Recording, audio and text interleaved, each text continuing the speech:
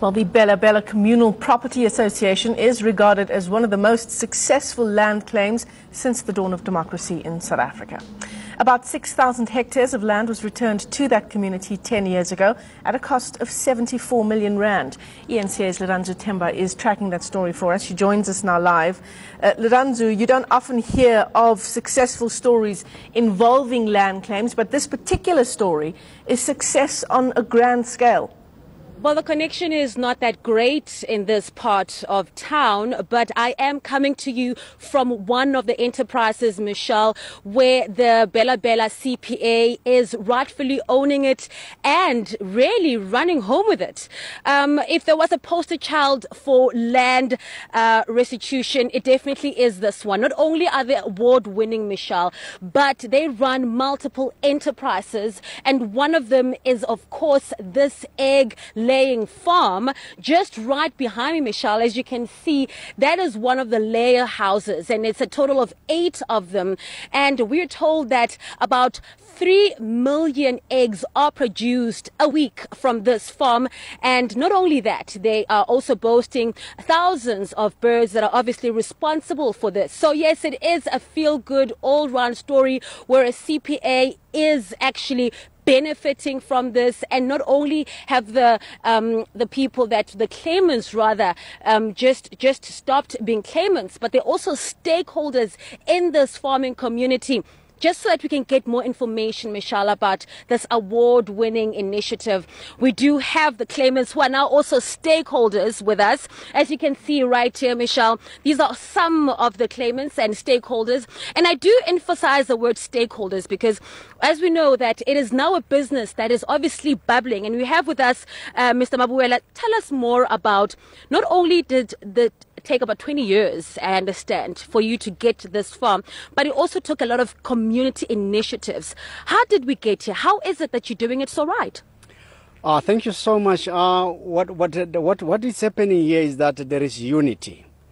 There is stability. As the executive committee of this the community, we are actually making sure that we're working together. Making sure that, we give feedback to our people in terms of, what is happening, on their land.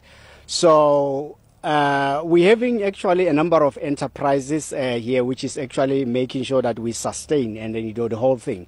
We're having the ecotourism in hunting. We're doing crops. We're doing cattle production as well as poultry, which is the egg laying production. So we are very much, great, and happy as a community about, what is happening here. So yeah, as you can see, members, my members behind me, they are actually giving us, the support. We're working together, harmoniously to make sure that we are a shining light, we are a flagship project, in this country. But of course, Mr. Magoo Ella, there have been some difficulties, I can imagine. Tell us some of the hurdles that you've encountered, before you got this far. Yeah, it was not easy. The process of returning the land was very much hectic. It took many years, over 10 years before, the land was restored. Even some members, even passed on before, justice was served.